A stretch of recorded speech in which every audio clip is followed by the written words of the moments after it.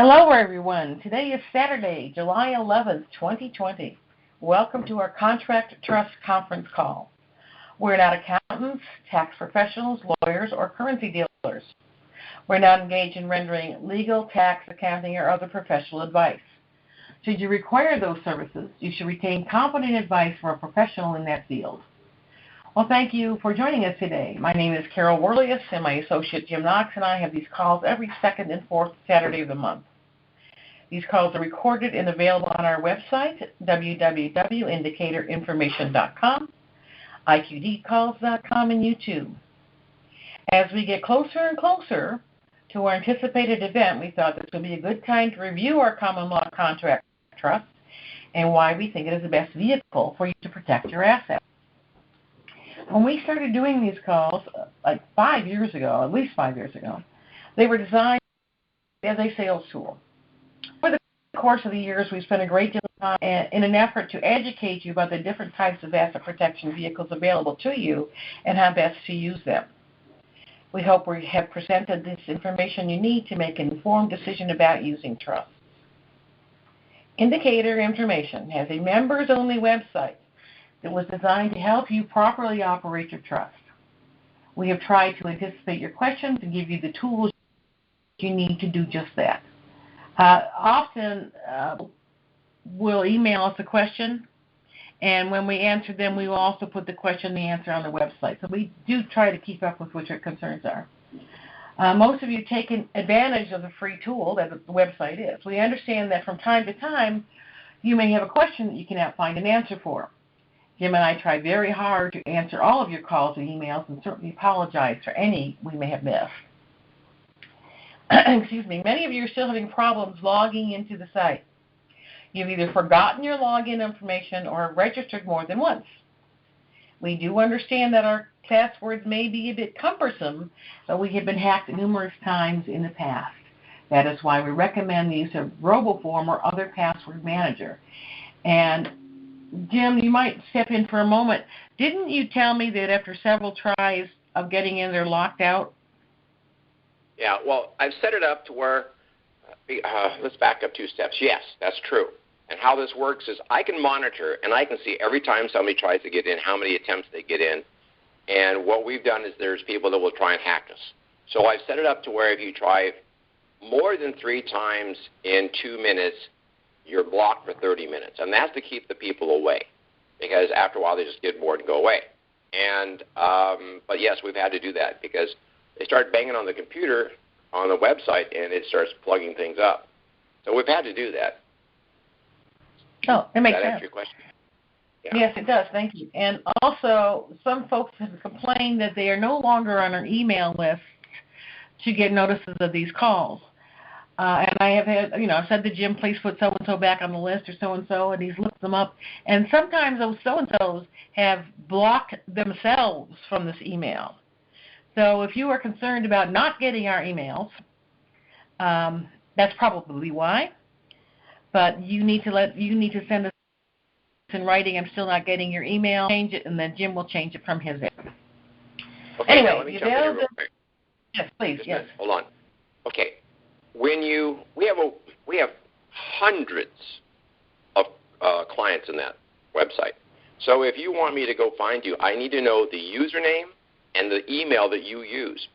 We cannot, the way the program's set up, I cannot find you by your name. That means I have to go through 700 or 800 people to try and find your name, and I just don't have time to do that. There's 50 a page, and it scrolls through, a lot of pages. So you need to send me the username that you used and your password that you think you used, and then I can find you because I can go by username or email address. So that's the only 2 things I can search. I should have both of them. So let's amend that. Username, password, and email address. I need all 3 so I can find you, and then I can figure out what happened. And then I notice every time somebody unsubscribes from our mail-outs on these conference calls, we get a copy of that. And I've noticed 2 or 3 people have opted out, and then they call and say, why don't I get notices? Well, you opted out. I can't, if you opt out, I'm not calling you to ask you, did you really mean to do that? I just don't have time for it. So everybody makes mistakes. We'll fix it. Just bear with us. Okay? Okay. Carol? Thank you. Okay. So the availability of the website is for use. You may share it with your co-trustee or successor trustees, but not with a non-member. Anyway, folks, so it's there. We encourage you to use it, but just, it's private. It's for your use only. So until recently, Jim and I have been a two-man show, or a man and a woman show, whatever you want to call it. We anticipate being slammed once this event occurs, so we're adding more people to assist us with completing your trust needs. Please understand that these folks are word processors and thus unable to answer your questions. This business is not a turnkey business, and the folks that we have hired do not have the knowledge to adequately answer your questions. You probably know as much about trust as they do. Now, collectively, Jim and I have well over 50 years' experience in the trust business, obviously not something one learns overnight. We have not, as some seem to think, deliberately hired people that cannot answer those questions for you. Somebody has accused me of that. Our goal has always been to provide the best possible asset protection and tools for you to properly operate your trust. We have let you all know that we, Jim and I, will be taking off a couple of weeks post-event to take care of our own business. After that, we will be back on board for an additional 6 months or so. Our staff will be able to complete any trust work for an additional 6 months or so, depending on the needs. We will not be taking on any new business post-event. So if you think you may be interested, please contact us now for more information, so we will have you on our database. These calls are listened to many of our current clients, but I know a lot of people go back and listen to us on IQD or YouTube that have never heard of us before. So again, if you folks are possibly interested in getting a trust from us post-RV, you need to let us know now. Over the years, we have presented not only our common law contract trust as your mother lode trust, but variations of the standard trust that include real estate trust, vehicle trust, investment trust, charitable trust, and lastly, management trust. They're all pretty straightforward, but the use of the management trust has created some questions. So Jim is going to further explain and clarify the management trust for you today. So Jim, floor is yours. Okay, but we're going to back up 2 steps. I'm logged into the website, and I'm just going to emphasize something for the folks to understand what's going on here. The firewall summary on our software, on our computer, or our website, attacksblockforindicatorinformation.com.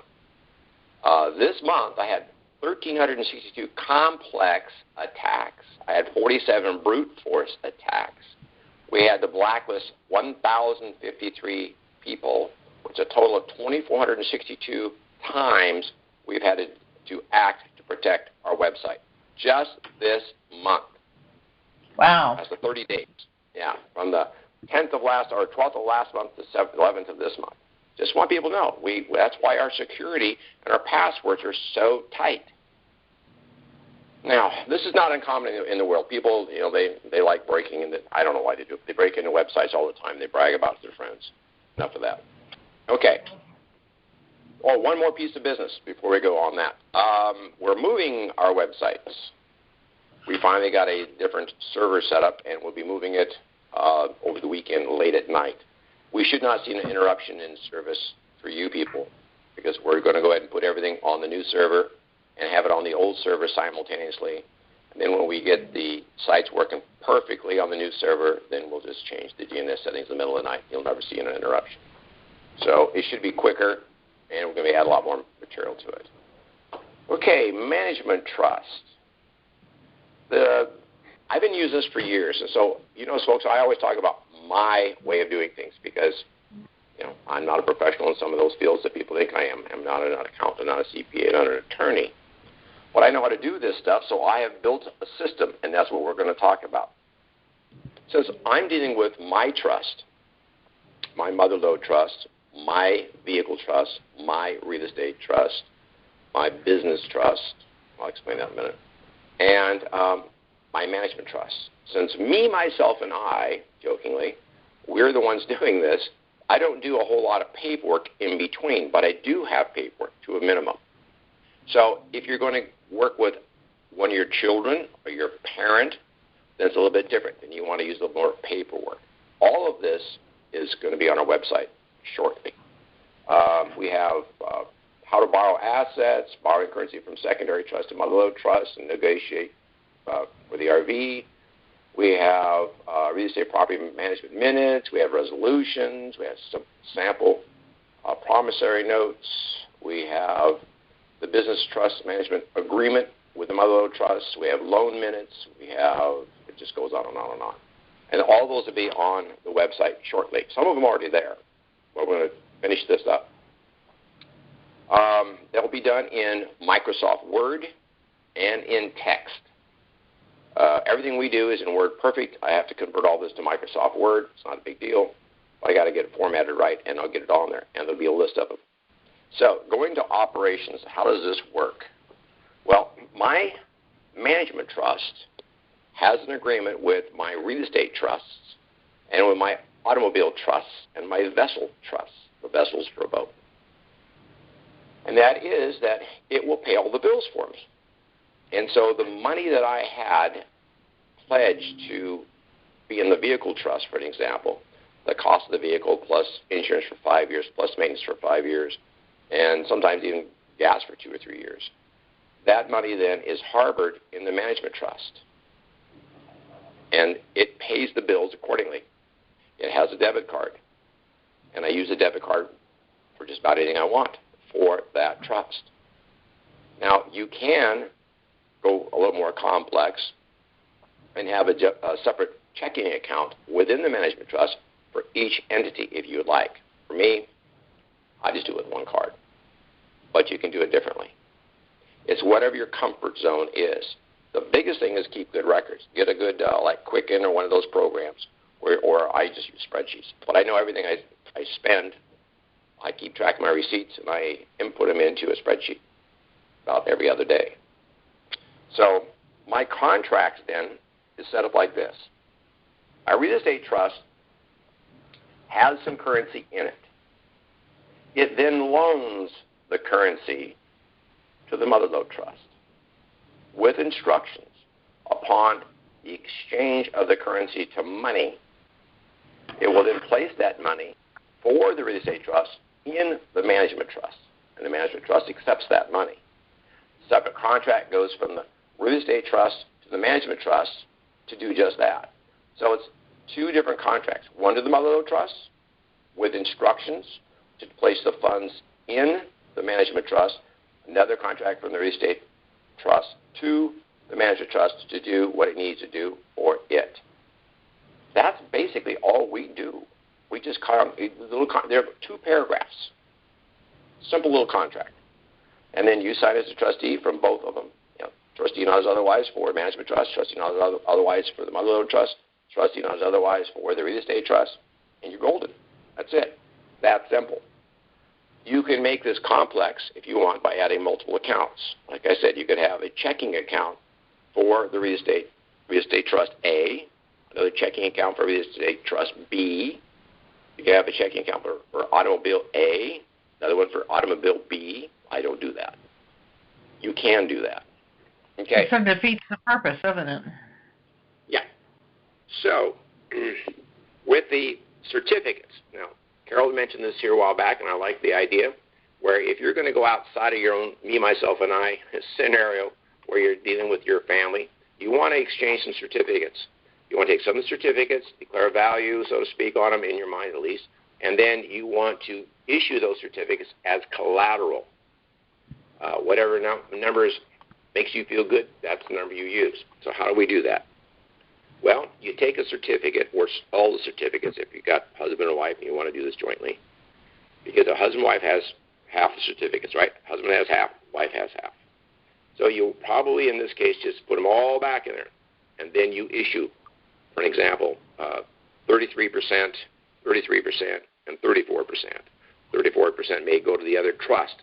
That's the security. So if you need security, and some contracts require it, you need to have some certificates set up to do that. In your trust kit that you got, you have sample certificates.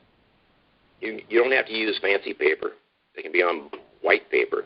Just take that sample certificate, throw it on your printer, your copier, and copy 4 or 5, and then put the number of the certificate and how many, and you're done, and you sign it.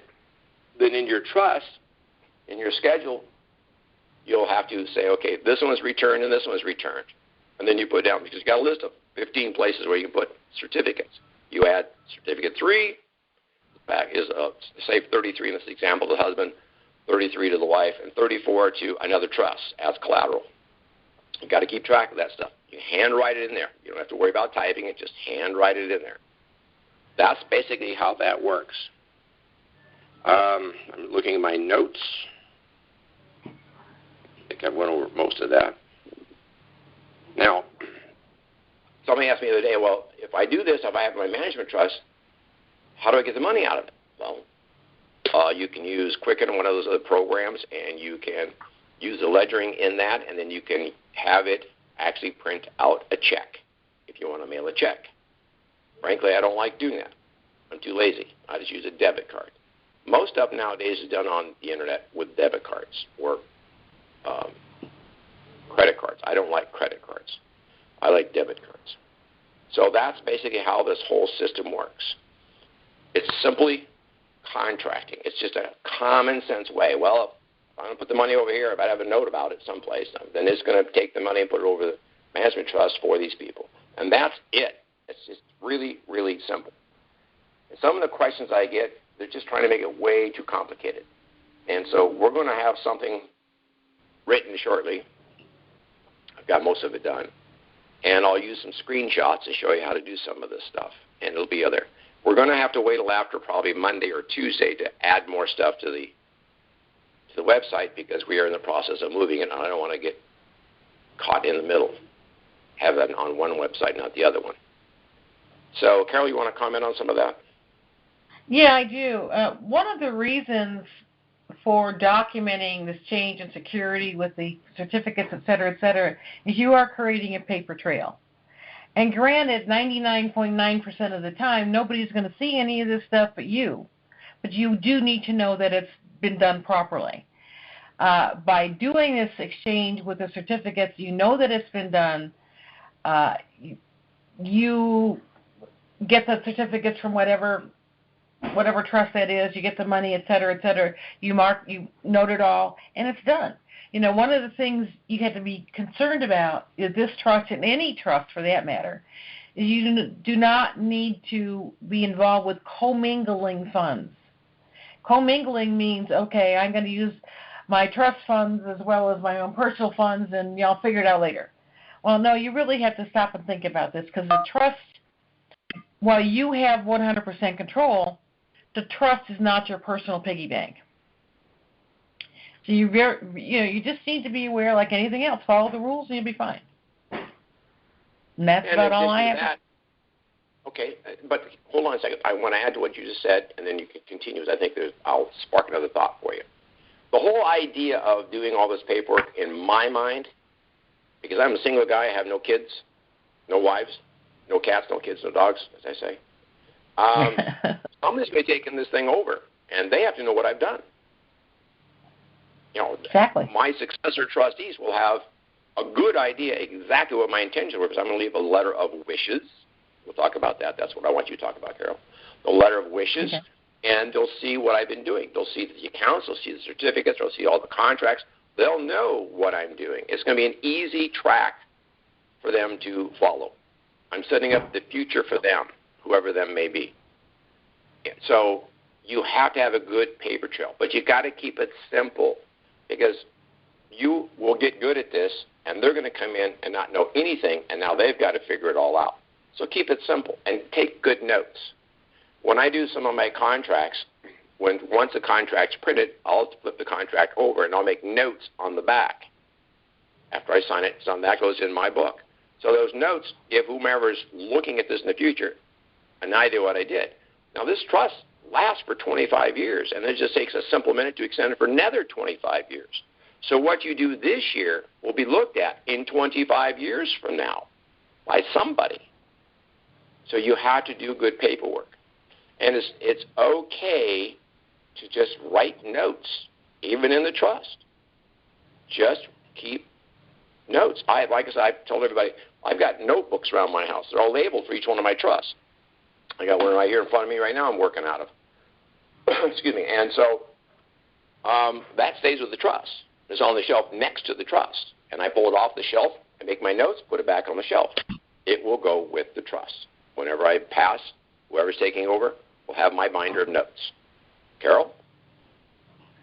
In all the years that my husband and I have been selling trusts, and we're, like I say, we're going back to early 90s, we have always recommended that if you have children, even if they're young children, you need to let them know what's going on. I mean, this is a business, so you're going to give your children a little hello, if you will, into the business world and some of the things they have to do, like have a meeting, take minutes, et cetera, document your spending. It gets them into the habit of doing so. As Jim is saying, if you're writing minutes as you go along, your future successor trustees, not necessarily the ones you have named immediately, but maybe their successor trustees, they will know what you accomplished or what you were looking to accomplish back in 2020. You know, it may be 2030 by the time somebody gets around to looking at this. So this will give those future trustees a roadmap to follow, knowing what your intentions were.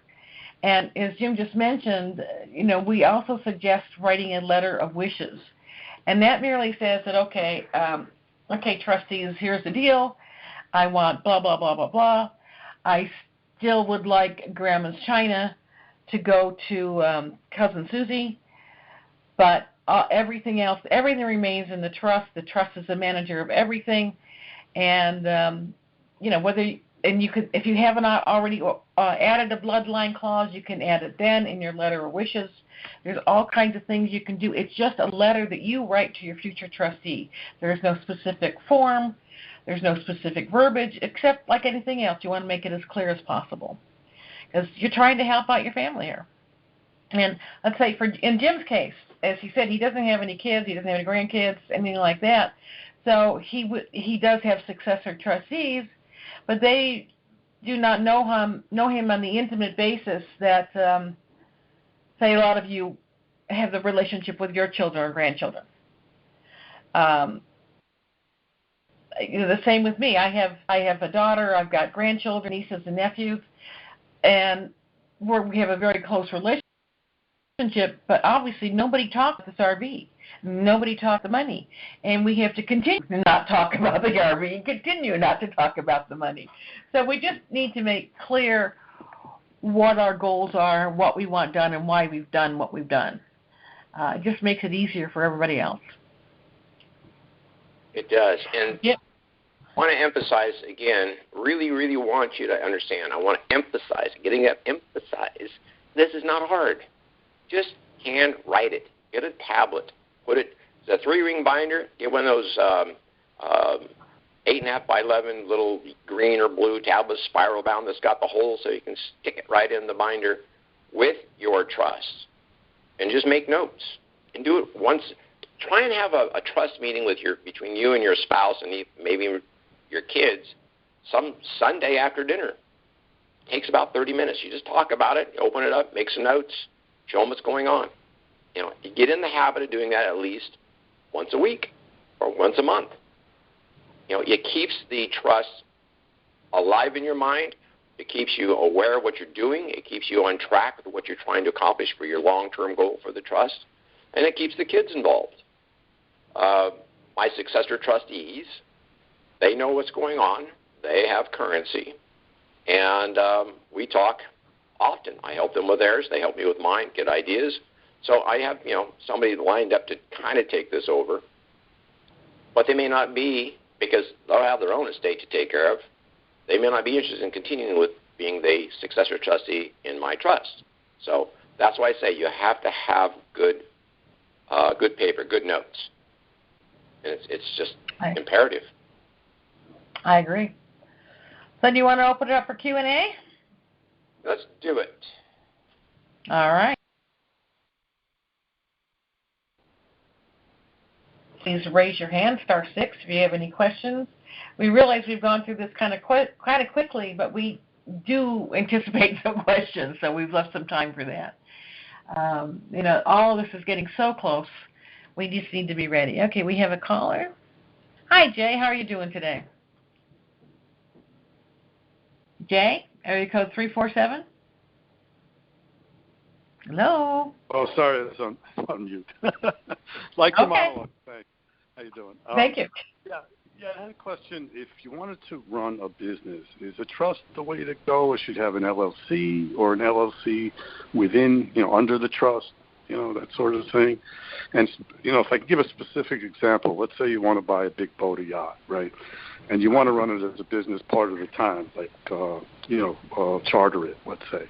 Okay, so, and especially if you buy a new boat, the depreciation is enormous the first 2-3 years, Could you do that? And if you only had the boat in a trust, how do you depreciate something against nothing? Like you'd have to have income depreciated against. So could you work something like that? I know it's actually kind of question, so maybe. No, that's a good question. But Jim, I'm going to let you take that one. Are you there, Jim? Jim must have stepped away. Obviously. Oh, there he is. Okay. Jim? Jim, are you okay? Well, let's hope he comes back online soon. Obviously, if you're going to run a business, there are several ways you can do it. You can be incorporated, you can have an LLC, you could be a sole proprietorship, or you could be a business trust.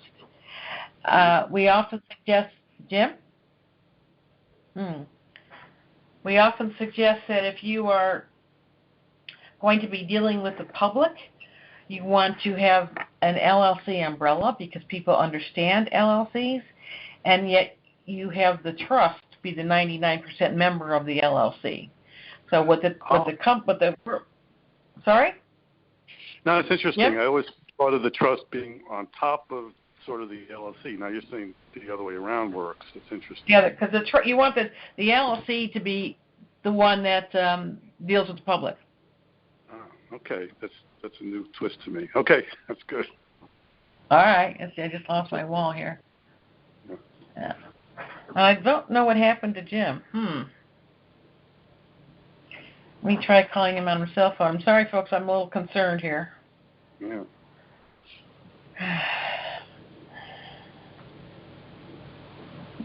Come on. In the meantime, Manuel, you have a question? Yes, I have two questions. One, the first question, can you put more than one vehicle on the vehicle trust? We suggest you do not do that. Hang on just a second. Jim's trying to call me. Jim, are you okay?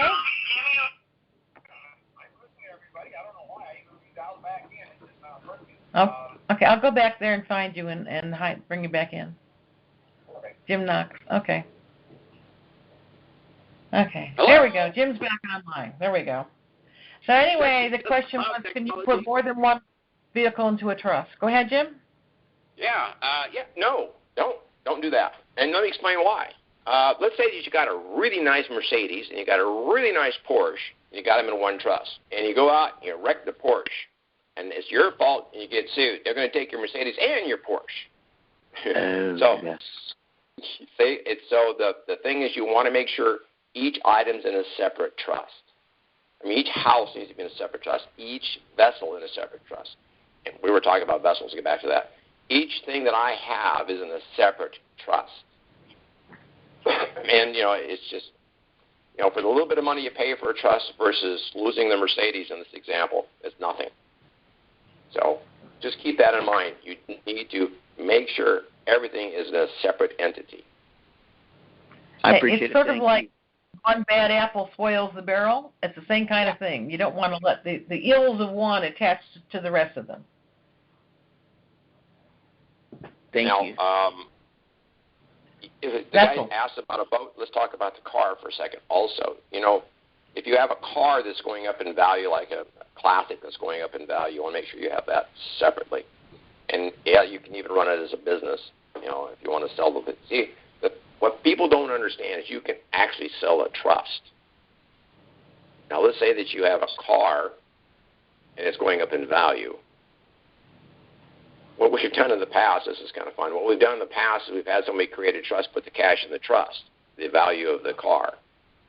And then they're the trustee of the bank account full of cash. You're the trustee of the trust with the car. And then you guys just swap jobs. So he becomes the trustee of the trust with the car. You become the trustee of the trust with the cash. The only time there's a taxable event is when there's an exchange of ownership. You didn't exchange ownership. You just changed jobs. Management changed, not ownership. That's just one of the ways we do things from time to time. And that is really pretty slick. Pardon me? That is really pretty slick. I know. We just did I have a client that challenged me to do a $5 million business, and we did it. So there was no sale, no capital gains, no nothing, because simple management changed. That's it. So, does that answer your question? Yes, it answered mine. The second question was about the property, but you just answered both questions with that answer. Thank you. All right. Have a great day. Now, I'm going to talk about the boat for a second. Okay. He was talking about the boat. Okay. And, yes, put the boat in a trust. You can charter the boat out through the trust. It's just like any other entity. And this trust works in all common law countries. And most people have their boats flagged in a common law country, one of the islands, Britain, whatever. So, yes, it does work. And, again, you can have somebody, if they want your boat, you tell them, well, it's really not for sale, but if there was a situation, you draw it out on a napkin and show them how to do it, and they put the cash over here and you had the boat. You just changed management. You became the trust of the money. They became the trust of the boat. Where you go. There's a lot of things like this we'll talk about from time to time. I've done this more than once. But you have to educate the person, the man or the woman, that is getting ready to try to buy something from you, that this is a better way of going. Now, when I did this for this big company, the guy that wanted to buy the company, but instead he became the trustee, he's been a client now of mine for about 7 years, and I've done 2 other ones for him. And where he'll go find another company he wants to buy, and he'll tell the seller, I got somebody I want you to talk to on the phone, we're going to do this differently. And that's what we do. So you got to be careful doing some of this stuff, but it's legal, it's ethical, it's moral. It's just redoing business. That's all we're doing. Carol, comments? That makes sense to me. Let's see, we've got lots of other callers today. Let's do it. Okay. McKinley. There you go. How are you doing, McKinley? Yes, how are you? Pretty good, thank you. Good. My question is with contracting from one trust for contract to another trust. How do you do that? You got 2 separate contracts. So how do you contract from one trust to another to move money from one place to another? All right. Here's how you do that. Okay. If you're going to move money, let's use the let's use the real estate trust to the mother-lode trust. Okay. So you, in your mind, not physically, but in your mind, and there's a note in there when you create the real estate trust that it has X amount of currency. That was part of the deal. So let's use $100,000 after exchange, just using an easy number to work with. Okay. You would simply write a contract to the mother-lode trust. Say, I'm going to loan you this currency to exchange for me. And when you exchange it, I want you to put it for me in the management trust. That's it. Just handwrite it out. Then you write another one for the real estate trust to the management trust that says when that money gets in there, this is what you're going to do. You're going to pay my bills. You're going to pay my taxes. You're going to pay all that. So you just handwrite it out, and you're done. Sign it as trustee in both of them. Okay. It's like a parent. It does not be notarized. You're just doing this. It's all internal. It's like a parent teaching a child how to do something. Exactly. And so when you do this, the reason we even have a contract is you got to let your successors know what you did. There's got to be a story. Let's put it that way. A story has to be told.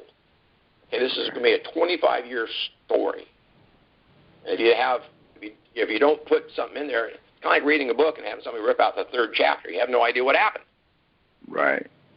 You want to make sure you create the story. I never thought of it this way, but it's the way to do it. It's a story. It's an ongoing 25-year saga of your wild and crazy life with a trust.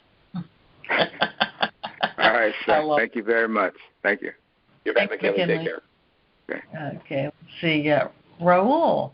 We haven't talked to you in a while, Raul. How you doing? Oh, thank you, Carol and Jim. Let me put my other phone away here. Jim, you were talking about having a spiral notebook with each trust. And I was wondering what's the difference between having a spiral notebook and doing minutes? Because you're making notes. We probably should have said this a little differently. I keep the spiral notebook there. It's kind of like a secretary's book. I write all my notes about what I'm going to do, and then I do the formal minutes. I'm glad you brought this up. I forgot this part. I do the formal minutes about once a month, where I'll actually type it all up, and then I'll just put them in and I sign it. And usually, last time I did that, I typed up 3 pages of stuff, and when the successor trustee came over, we consummated that because I want him to read it and everything, and I just stuck it in the binder. So I keep notes because I have so many things going on. I have other businesses. I have multiple trusts. I'm teaching people how to do the trust templates and all this. So I'm pretty busy right now, and I'm moving websites, and I'm managing websites. You get the general idea. If I don't write it down, I'll forget it. So it's just a way. It also keeps you very involved with the trust. So you're cognizant at all times of what you've got. You're cognizant that this is your future, and you got to guard it. It just makes sure you're doing the right things. That's it. So when you have your spiral notebook, from that you can take information and write a minute if it's an important move. Is that what you're saying?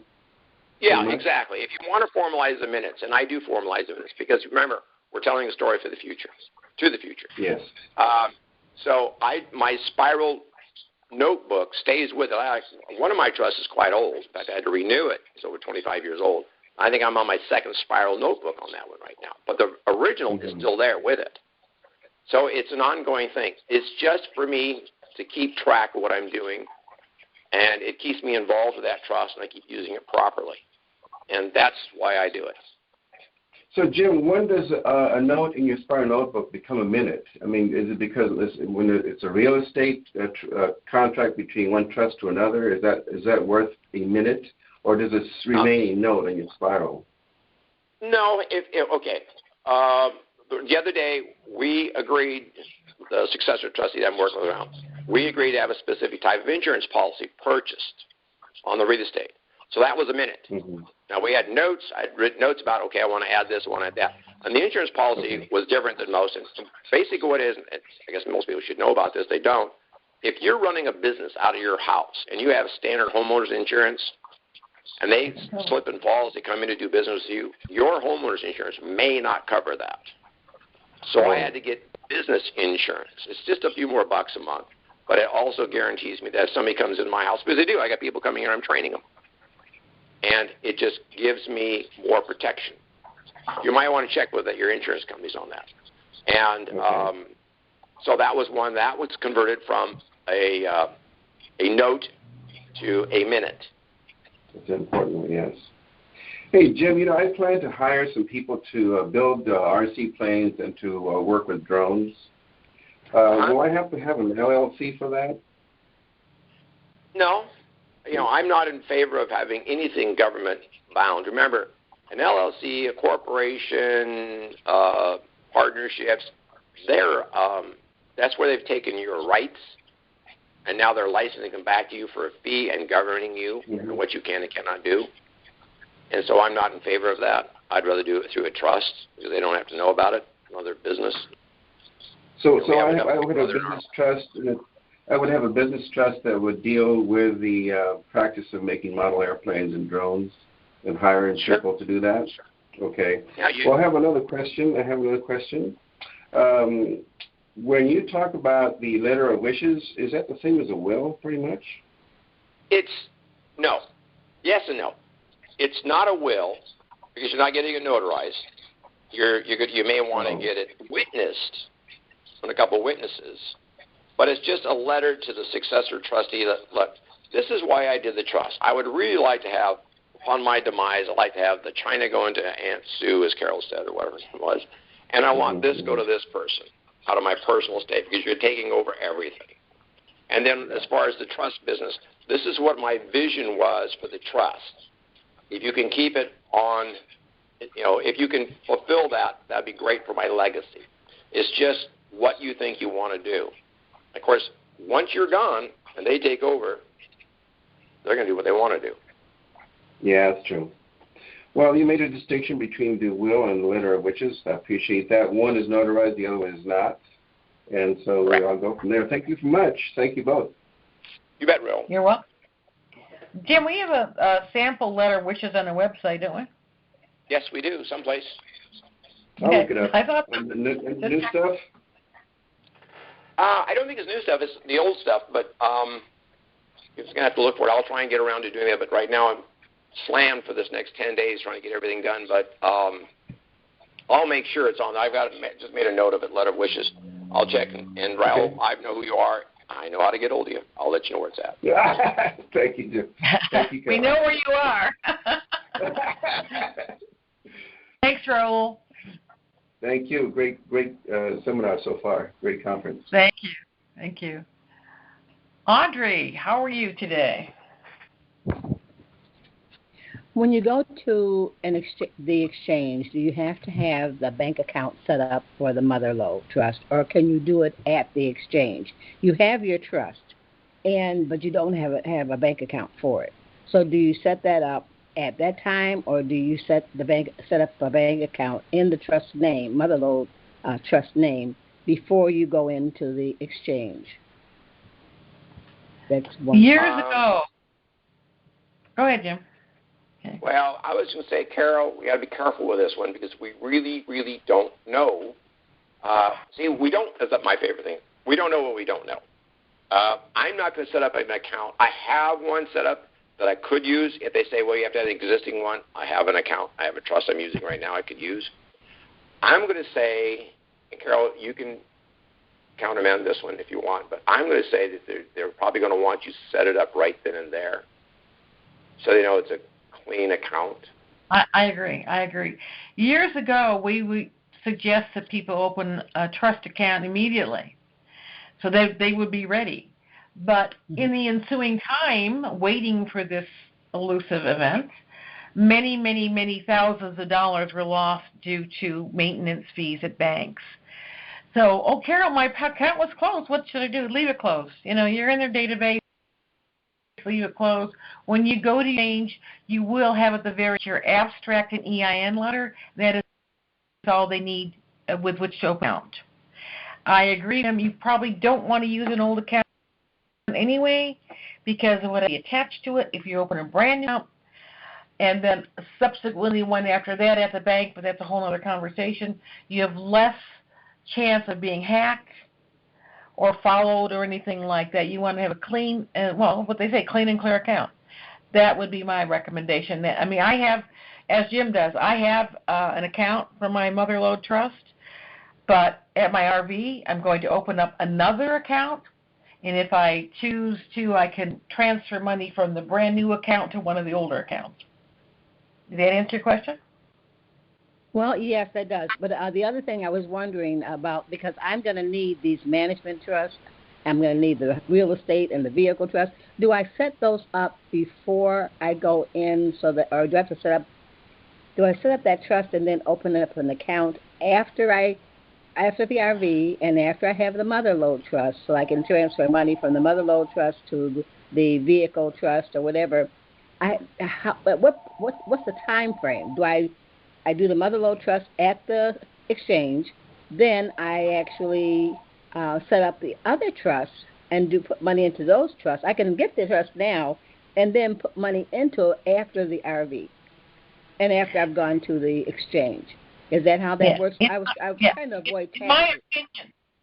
In my opinion, they're not going to let you open more than one account, and that is just my opinion. As Jim says, we don't know what we don't know. So you can open an account for the Motherlode Trust, and then when you sit with your wealth manager, whomever, you're going to divvy up, okay, I want this money to go to, I want a real estate trust with this much money in it, I want this trust, blah, blah, blah, blah. And we can help you, setting up that tree as well.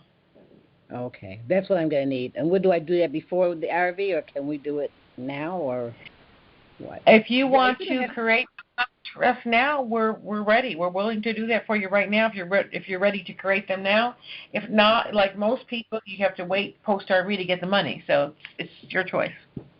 Also, this you had mentioned before about having seminars after the RV. Are you still planning on doing something like that somewhere, different seminars throughout the country? Or did I have that wrong? Several people said that we're going to do that, and you know what? I have not. Go ahead, Jim. I would be in favor of doing that because I want to do some traveling, meet some of these people anyway, and we could get together. We could set up I'd like to try and do at least a half a dozen, in different areas and give people plenty of those to travel, and get to a hotel and just get a banquet room and have dinner and everybody sit around and get to know each other because, this is something that it's going to be unique in as much as most people that will be there will be in your same position. They have new wealth, and they're going to have all this stuff. It would be great to meet people that you can talk to openly because you're not afraid that they're going to try and come after your money and try and borrow your money because they got all their own money. It would be kind of a cool deal, and I thought a lot about it, and I wouldn't mind doing that. I would love to have it, and I just want to make sure I don't lose you guys after the RV. Then you're going to be doing your own thing, and I won't know when the seminars are going to be set up, or I'll lose contact. And I really don't want to do that. Whatever you guys are going to do, I want to be a part of it. Well, perfect. We'll make sure that we're going to continue with our email list, and we'll send out emails. Probably send out an email at least twice a month to bring people up to speed, I would imagine, and say, well, this is what's going on. And I wouldn't mind give us a couple of weeks to get our feedback on the ground. I wouldn't mind having these calls going on to help with the trust because you're going to have a lot more trust. And we'll learn quite a bit when we go through the process. Now, realize we'll all be on non-disclosure, so we can't really talk about that, but we can talk about this, and then you'll draw your own conclusions on how you want to do it. That's my opinion. I know I'm going to want these extra trusts for the different things that you talked about, the management, the property, the vehicle. I just need to know if this is a reasonable time to do it before the RV, because I'm hoping the RV is going to be soon, and I really need to get this done if you guys are going to be able to do it. I'd like to be able to start. Well, I would say do it as soon as you can because let me paint a picture for you. We have, between Carol and I, probably well over 1,000 customers. I'm sure. And they're all going to want trusts. That's why we're hiring and training people now. And, it may take us a month to get them done. We don't know yet. Depends on, everybody's going to want real estate trust and RV trust and vessel trust and car trust and management trust and this trust and that trust. Right. Well, I only have a few, and I would like for you to set them up. I don't want to leave it to your staff. I'd like to know that you have a hand in it, you and Carol. I'll do it. And I really would like to get it done before the RV.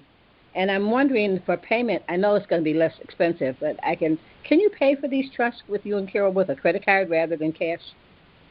Oh, absolutely. Yeah. We take credit and debit cards. Oh, that'll work. Yeah. Okay. Then what do you want me to do, call you for an appointment or something, or what do I need to do? No, here's how this works. Okay. We have a separate website. And you can go to our main web. Let me pull it up right now. I'm on my website right now, and let me go to the front page. And it's very simple. You don't have to be logged in to do this. You go down to where you see the pricing, which is right. Just go down. You see the blue bar, the red bar, then there's 3 pictures, and it says price effective November 30, 2019. Right below that says complete your application at 3iTrustApp.com. That's the hyperlink. It's big letters. Click on that, and then when you go there, you'll see that I'm bringing it up. Okay, you have the standard trust, the management trust, the real estate trust, automobile or equipment trust, a charitable trust, change orders, how to log in, at III, how to register to III, instructions to use indicator information website. When you go down, it defaults to the standard trust. Scroll down, fill it in. At the bottom, you got a disclaimer, and then it says, how many trusts do you need? And if it's just one, you click it. It has the cost, fill in your credit card.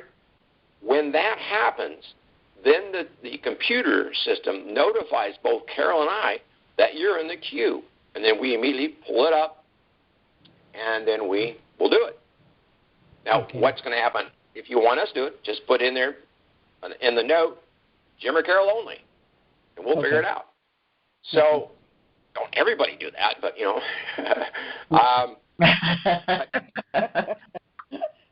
we're trying to get out of this, too, That would sort of defeat the purpose, yes, okay. But so the people I'm training, some of them don't live here, but we use TeamViewer. It's a free program. And I can log into their computer with them on it, and I can show them. And what we do is every time the trainees go through this, they do not send out the trust until I log in and go through every page with them and find any errors, any typos, and then we fix it, and then it's sent out. Now, let me explain to you how that works for us. Every field that is modifiable is highlighted in yellow on the trust. And once we're done, we can erase the yellow. So we can go down fairly quickly to make sure they've got everything perfectly. So just so you know, we've been doing this a long time, and we can get them out there. So no trust goes out without our eyeballs on it first. Either Carol or I will be looking at virtually every trust for the first month or so to make sure all of our worker bees have figured this thing out. So just let you know. When we set up the trust, I'm sorry. Go ahead. I just had another question. When we set up the Motherlode Trust, and we have these other trusts that we want to set up, when we get with the management team, that's when we bring in the other trust, the vehicle trust, the management trust, and have them set up an account for those trusts. Right. And tell them how much money we want to go into it from the Motherlode. Well, you'll have the determination because you've got the Motherlode. You just tell them what you want done. You say, okay, I have this real estate trust right here. I expect to spend $1 million on a house. I figure I want another 250. I'm grabbing some wild numbers here. $1 million on a house, and then I want another 250,000 put in that account for insurance, taxes, maintenance. And then you transfer it into the real estate trust, and then actually you don't transfer it in. You delegate it over to the management trust, even though it's owned by the real estate trust. Okay. It's really simple. It's just a one-pager. You'll be able to print it off the internet, off our website, take it with you, and it gives them the instructions what they want to do. In fact, I better make a note of that. I was thinking about that last night. Instructions. Thank you for the question, Audrey. This is great instructions. Well, thank you. I was thinking I'm probably asking all these crazy questions, but I really, when I hit the ground, I want to hit it running. Know what I'm doing. I'm trying to know what I'm doing. No questions crazy. Yeah. Maybe strange, but never crazy. And that's one of the reasons we have. One of the reasons we have A is because if you have the question, somebody else may have the same question. So it's the same thing as when we get an email question, we try to put it on the website. When we have Q&A here, other people can hear what's on your mind and maybe on their minds as well. Okay, so I do not have to. I can set up a trust for these vehicles and things. I don't have to open up an account with a bank until I go in for the RV. And when I talk to the team, whatever the team is, and tell them I want to put money from the Motherlode account into these vehicle trusts and into the other trust, the real estate trust, that they will open up an account, a bank account, at that time. Now, does that count for the real estate trust and the vehicle trust? Will it be in the same name as my main trust, my Motherlode trust, or is it going to have to have its own name? It has to have its own name. You do not need to get it. If you use the management trust properly, you do not need an EI number, employee identification number. You do not need one for a real estate trust or an automobile trust because there's no need banking. You have the management trust doing all the banking for it. So it's very, very private. Nobody knows about it. So none of my real estate trusts sorry about this, folks. Let me cancel this. None of my real estate trusts or my automobile trust have checking accounts. They use the management trust. Okay. So that's what you're going to give the instructions to the banker. Say, look, Mr. Banker, Mrs. Banker, I'm moving this money for the real estate trust into the management trust to make all the bills, pay all the bills. And then, so you're going to only have your mother-in-law trust, and the way I'm doing mine, my mother-in-law trust has a checking account, obviously. And my management trust will probably have more than one eventually. Right now it has one. I run everything through there. And it's not commingling as long as you keep good notes. Commingling is when you, like Carol says, from you personally and your business. But it also can be colluding. And that's where if you have more than one trust and you don't have it properly documented what you're doing. So it's not a big deal. And it's going to be private. Who's going to know about it anyway? So the only time you'll have an issue is if a co-trustee gives you a bad time, then you just divorce him. Joking. Well, now the vehicle trust, if it needs more money, like say I thought it had enough, but I need more money, I just simply, have the mother-in-law trust, I guess, send money to the management trust for the vehicle?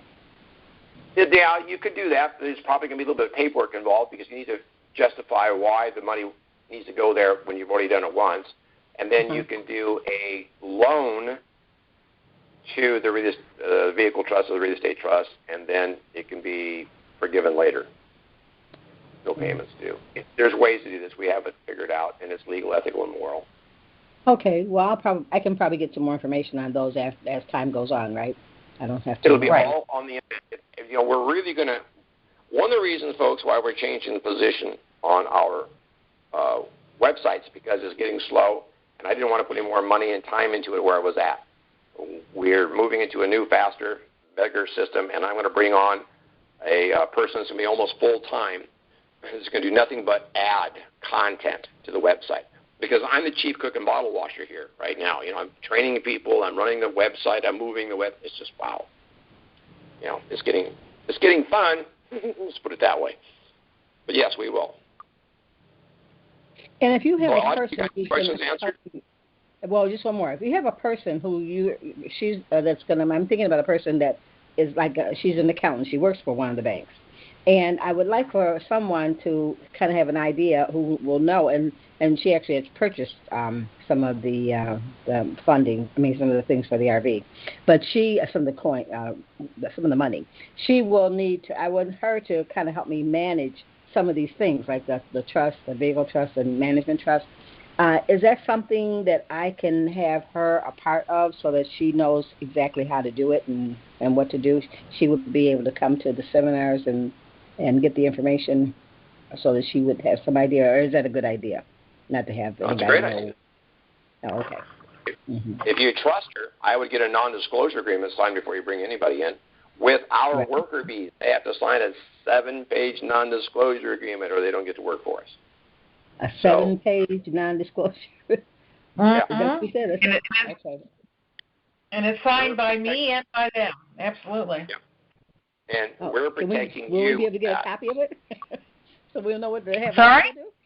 Will we be able to get a copy of yours so we'll know what to have our people do? How to do it? Yeah, we have one on the website, don't we, Jim? If not, we will. A couple small ones and a couple longer ones. Yeah. Okay. Okay, sounds good. Okay, thank you. That was all the questions I have. I know if I really want to do this, so I know to go online and do the extra to open up the other trust. Yep. Just go online and look for it on your website. Right, and Audrey, I don't want your last name over the phone, but Audrey, just make sure you put a note in there, Jim or Carol, and we'll know who you are, and then I will assure you I will sit here and do them. Okay. And if I need to call and ask you a question, is that permissible? Yeah. Okay, I'll do that. I give my phone number to every show. Yeah, because my daughter and I both we both have accounts, and she's going to need the same thing that I'm going to need. So I'm going to get ready for mine. I think she'll probably want to get ready for hers. Okay, thank you so much. Okay, we're going to leave you with it. Thank you. We're going to use the Nike logo. Just do it. Do it. There you go. Okay. Okay. Thank you, Audrey. Okay, Bye-bye. thank you. Bye. Sandy, you've been waiting. Hi. I'm probably digging a hole for myself here, so I'm asking this question. But it's on the successor trustee. Now, I've already gone in there and indicated that it's blood only for the successor trustee. But I have a situation which when it gets down to my daughter is a trustee with me. And I know when I'm gone, she's going to need help. She's going to need her husband. So can I indicate that he would be the one and only successor trustee that is not blood relative? Sure. That's your choice. You write a minute to that effect. Okay. All right. And if their sample minutes are on our website, go find something that looks close. Okay, Copy it off I the did, website. and I thought that was the answer to that one. But in that answer, I need one more step, and that is that even though he is a successor trustee, I want the executor trustee to have priority over him always. That's easily done. That's what the executive trustee. That's what executive trustee is. The executive trustee has the final say so. Okay. All right. Well, now remember, in your trust, Sandy, in your trust, when you went through the process, you were trustee first, and then you made yourself executive trustee. Correct? Okay. Yeah. So then you make him a trustee, and he has to work under the executive trustee. So everything has to be done through the executive trustees first before it can become law in your trust. Oh, it wasn't as bad as I thought it was going to be. Okay. Thanks. That's it. You bet. All right. Thank you, Sandy. Okay. Good morning, Charles. Haven't heard from you in a while. How are you? No, I'm doing well. How are you guys doing? We're hanging in there. Well, that makes two of us. I still have a carrier problem, but we'll deal with that later. I had a couple of questions. Okay, back to the contract from the management trust. From the management trust. Okay, I'm going to just walk it through like I'm going to walk it through, and wherever I'm wrong, you can correct me on it. Okay, mentally, let's deal with a real estate trust. I'm going to lend the mother-lode trust the amount of money that I want to go into the real estate trust after it revalues. That's the first contract, right? Correct. It has to be a contract between the real estate trust and the mother-lode as far as lending so much currency to after it's exchanged into USD to be put into the real estate trust after it revalues. Am I correct? That's correct. That's and you want to make sure that the money is deposited in the account with the management trust, because you probably will not have an EI number for your real estate trust, correct? Okay. Right. That's why I made that first. Okay. So even though it's between the mother-lode and the real estate trust, it goes into the management trust as an allotment to be spent on the real estate. Am I right? That is correct. That is correct. Okay. And so that's the second contract is what I was thinking about. Is there another contract between the real estate and the management trust? Yes. You have to tell the management trust, you're going to get my money, you're going to manage it this way, you're going to pay my bills. You put a list of what the bills are going to be. For example, taxes, insurance, if you have a mortgage payment, all of that. It has to be itemized. It can just be a one-pager. Okay, so we're basically dealing with kind of like 3 simple contracts. Yep. Mother load, real estate to management, management to real estate. Am I correct?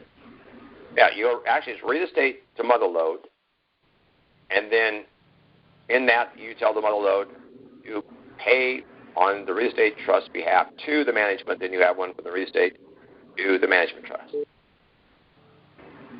Okay, so that's 3, right? 3 That's simple 2. moves. No, 2. 2. You real estate to the mother load, real estate to the management. Part of the real estate to the mother load is instructions to put the money in the management. It's part of the instructions, Okay. not a separate contract.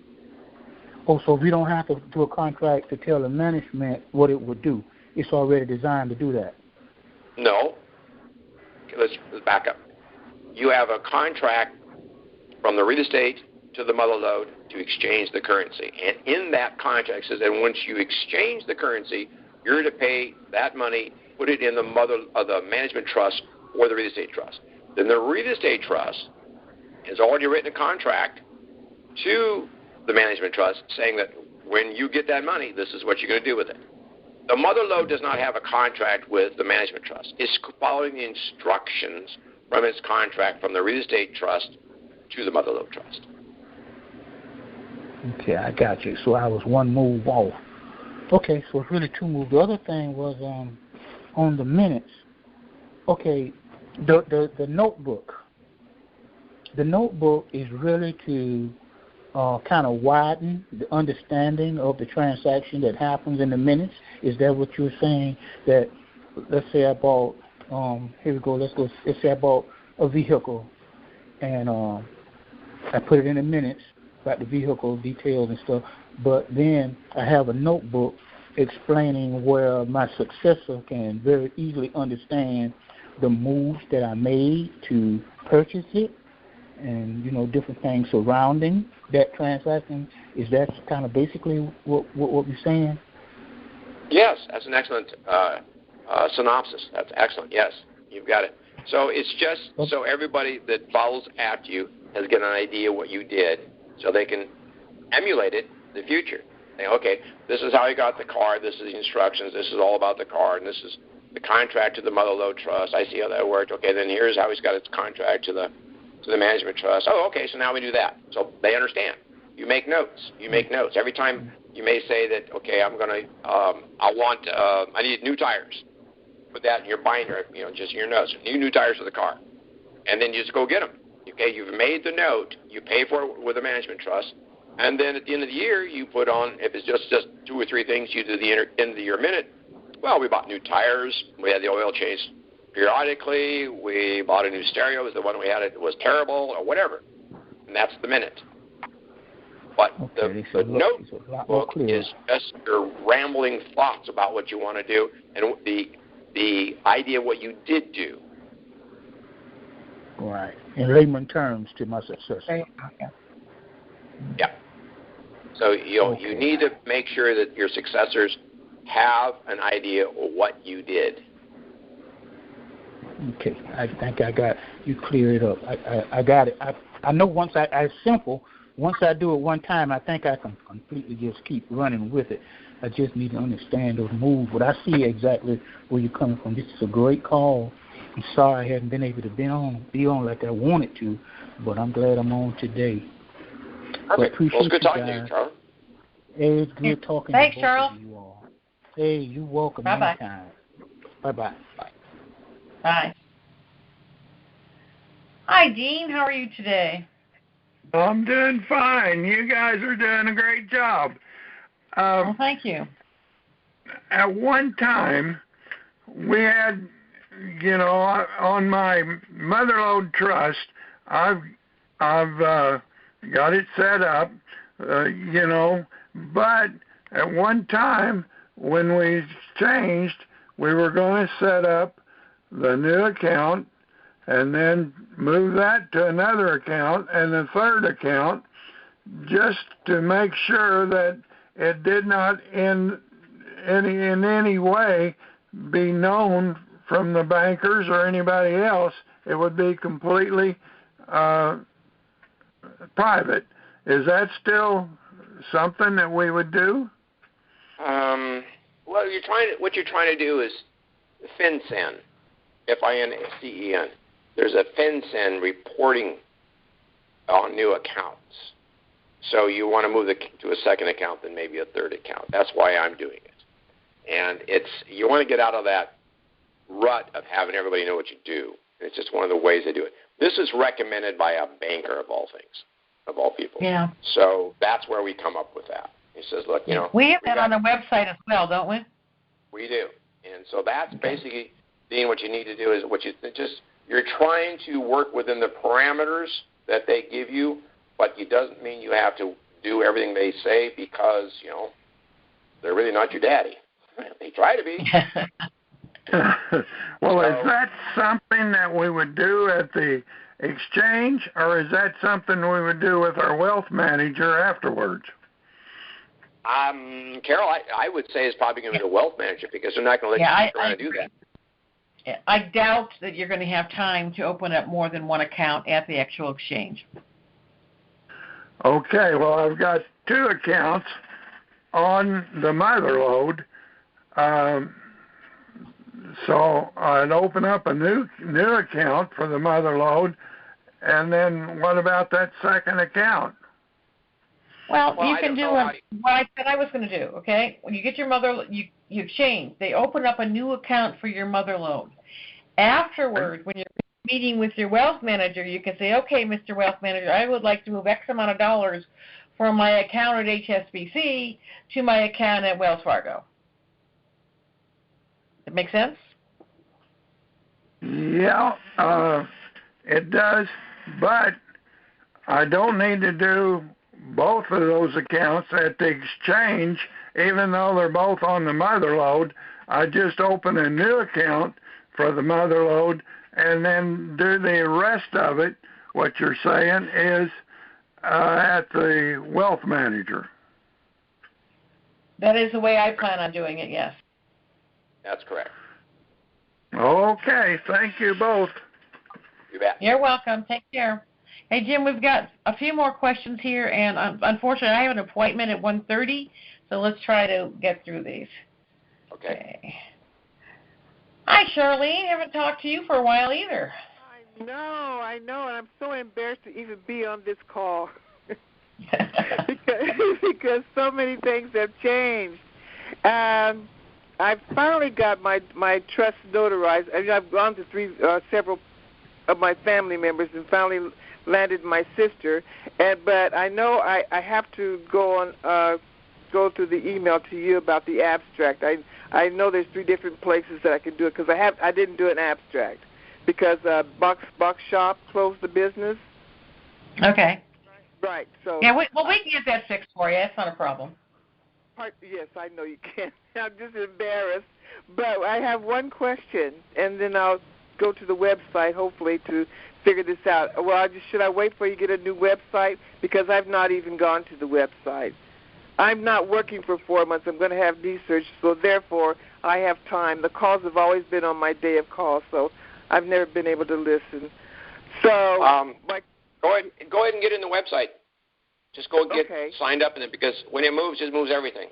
It's not a problem. Oh, okay. Well, I'll do that. I just have one question that doesn't make sense to me because the management trust is new to me. So my question is, why do I have to, let's say a vehicle, purchase a vehicle, why do I have to go to the management and then go to the mother load to get the money to send back to the management so I can purchase the vehicle? That I don't understand that concept. Okay, well, most of the time you will not have an EI number for the vehicle trust. So where's the money coming from? So it's going to be coming from the mother load trust. So at that point, you're just going to work with us on that. We'll explain it more. But you just have the mother load trust place the money in the management trust for the vehicle trust. And it'll pay for the car, and it will pay for the maintenance and the insurance. Okay. The rest, I'll go to the website and listen every other Saturday. Thank you so much. Have a wonderful day. All right. Thank you. You too. Bye now. Okay, we have a wireless caller, area code 509. Looks like Eastern Washington to me. Hi, this is Ginger. Hey, hi, Ginger. Hello. Thank you so much to you guys. I appreciate all your kindness and patience to everyone. It's just, you're wonderful. Thank you. Two questions are you guys going to be giving your wealth managers your disclosure agreement? And then also, when you have a house or a real estate trust, and then you sell that house, do you just sign it out of the trust, or can you use that trust for a new home or real estate? Carol, you want to take that? Or you want me to? You go ahead. I'm waiting for somebody to be at my door soon. So. Okay. So yeah, you can do either way. You can actually sell the house out of the trust and put a new house in the trust. If you're using the management trust to manage the money, then it doesn't really make any difference. So your real estate trust depends on, some people use the address of the house of the real estate trust. Well, that's probably not the best thing to do if you're going to do that. It really doesn't matter. It's private. So yes, you can sell it out of the trust and you can buy no one into the trust. Or you find somebody that's a sophisticated buyer that wants to acquire the property. You could have another trust set up. They could put the money in that trust. They're the trustee of that money. You're the trustee of the house. Now they want the house, you want the money. So just change jobs. Now there's not a sale. There's this change of management, and therefore there's no capital gains. Awesome. But you got to be careful how you do it. Sophisticated person. And will you guys be taking your non-disclosures to your wealth manager? They're going to have a non-disclosure for us, I would imagine, but I am going to take one with me. Okay. I agree. It seems like it should be in reverse, right? Yeah. Yeah. Yeah. Thank because you they're going to they're not going to want you to talk about what they do to your friends and family, but I'm more concerned about them not talking about what I do. Exactly. Me too. Yeah. Thank you. Yeah. All right. Is that it, Ginger? Yep. Good. Okay, right. Thanks. Thanks. Hey, another wireless caller from area code 919. Yes, this is Jim. Jim, you made a statement a while ago that you'd rather use a debit card than a credit card. I was just wondering if you could expound on that some as to the reasons. I don't like paying interest, and most credit cards are 16, 17% interest. And since when I actually do have a credit card, but I pay it off every time I use it. I'll use it for a day or two, and I'll just pay it off. I don't want to pay the interest. The interest is exorbitant, and it's compound interest. I'm too dang cheap to do that. So a debit card, I know exactly how much money I spend, and if it's not in my account, then I don't buy it. I am actually, folks, a debt-free man. I have no debt other than my utilities, and that's not really debt. I have no debt, no car loans, no house loans, everything's paid for. I have no debt. I've done that most of my life. My dad was that way, and we're Scottish. What can I say? That pretty much explains it.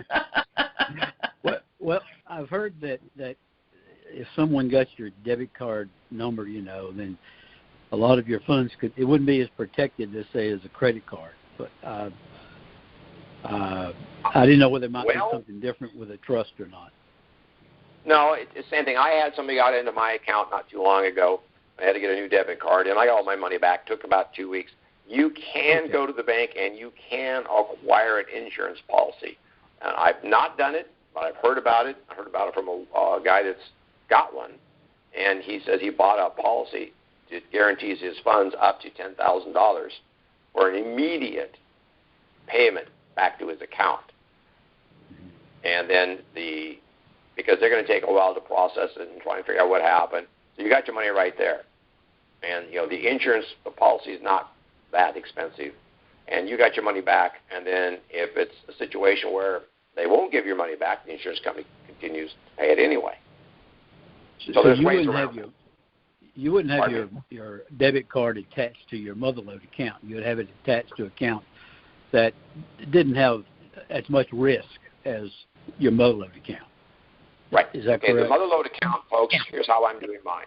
I will go to my wealth manager, sitting face-to-face with him whenever I move any money on my mother-lode account. My mother-lode account will be reserved, and in as much as I will tell them do not want this for training purposes. I do not want anybody to see this. I do not want it on the computers anywhere. I don't even want to be able to see it from the computer. I want to have to come in here, and I want to be face-to-face, because that thing is going to have a whole lot of money in it.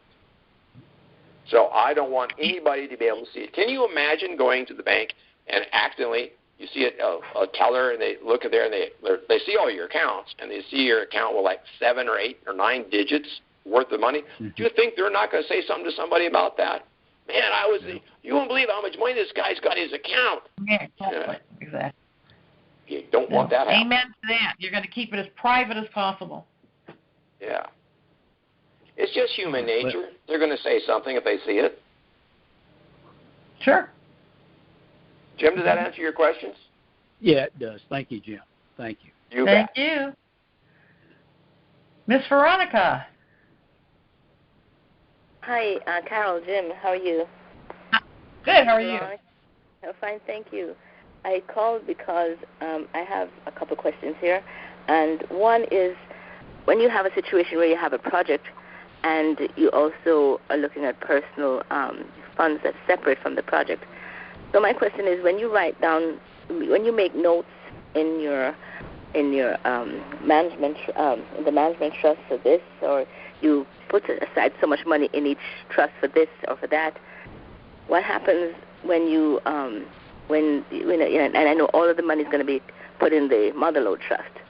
So, and I know notes are there that when things are gone, then the money will go to the management trust based on the instructions.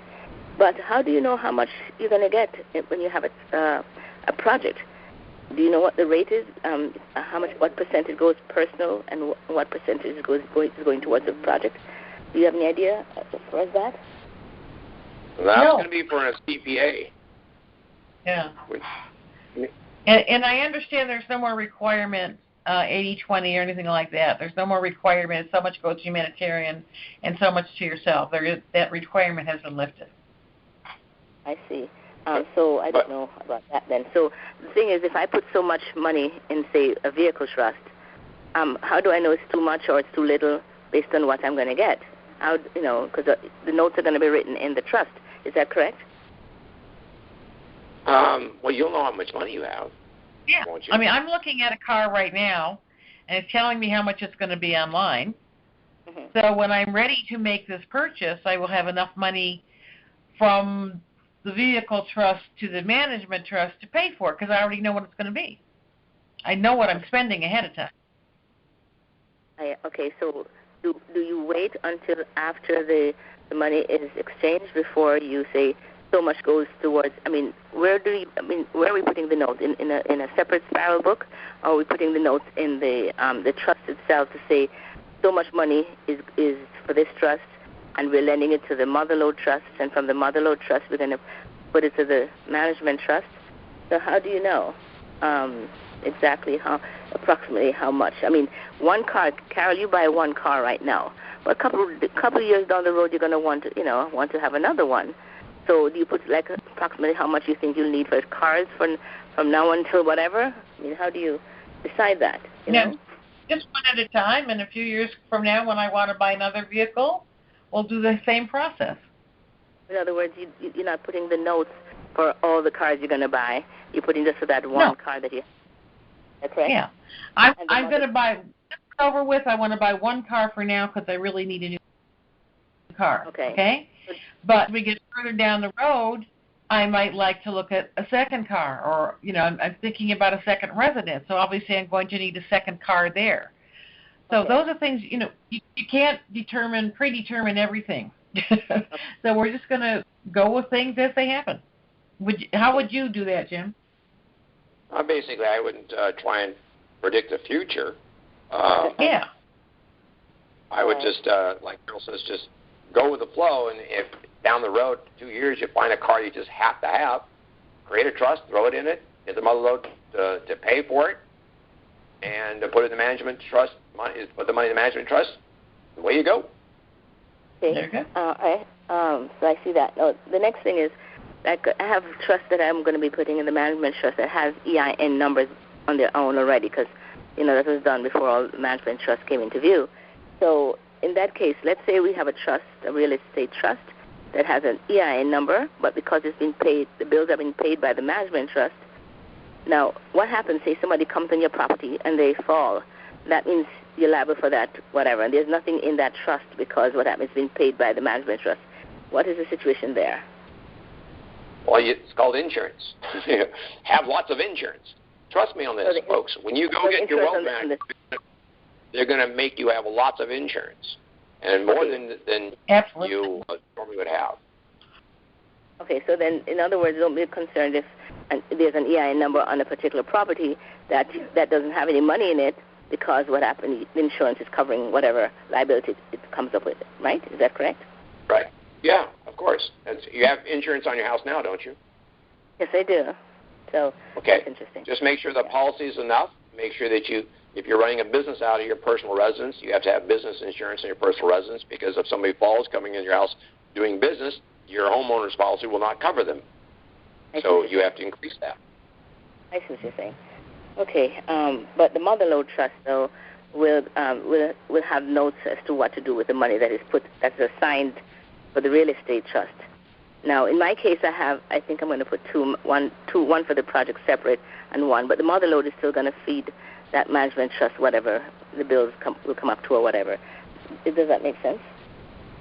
Yeah, that's the way you do it. Okay. Yeah. All right. Thank you, Jim. Thank you, Carol. Thank you. Thank you. Bye-bye. Hey, one more, and then we have to go. Audrey, would you like to cap it for us today? Yes. Hi. I have a question I thought about.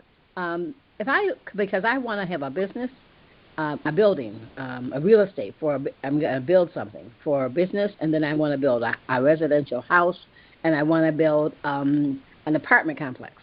So those are three different types of residents, or three different types of real estate. Do I need a trust for each individual real estate, or can they all go into the real estate trust? Ooh, you need different trusts. Yeah. Okay. Because if you have all in one trust and something happens in one of the buildings, say one catches on fire and burns a bunch of people and they get really, really hurt, you lose all your real estate. They'll soon get everything. So keep it separate. And remember, go ahead. Like I said earlier, it's like putting, you don't want one bad apple spoils the barrel.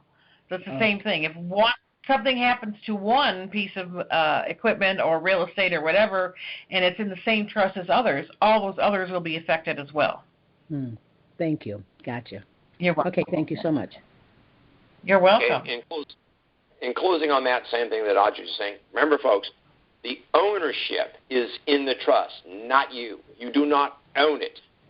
You're just a trustee, and not as otherwise. You simply are the manager. You do not own the real estate. You do not own the car. So that's why you put things, each unit goes into a separate trust, because the ownership is vested in them, not you. Carol, you need to get out of here, so let's close this call. Folks, it's been exactly. Why don't you give your contact? Okay, Jim Knox, and you can get hold of me at security@indicatorinformation.com. And my phone number, give you the one I'm on right now, is 503-583-6791. And since we run this call long today, and you probably got more questions, if you have questions, email them to me today. I'll be working here at the house all day, and I'll probably respond to them today. Carol? All right. Thank you, Jim. Thank you, as always, for your help. So thanks to all of you for your time and attention today. My name is Carol Werelius. My numbers are 425-820-8090 or 877-333-5018. I am available between 10 and 6 Central Time. I do not like to work the weekends. And the best way to reach me is by email, which is info@indicatorinformation.com. Have a happy and safe weekend, everybody, and go RV! Thank you. Bye-bye.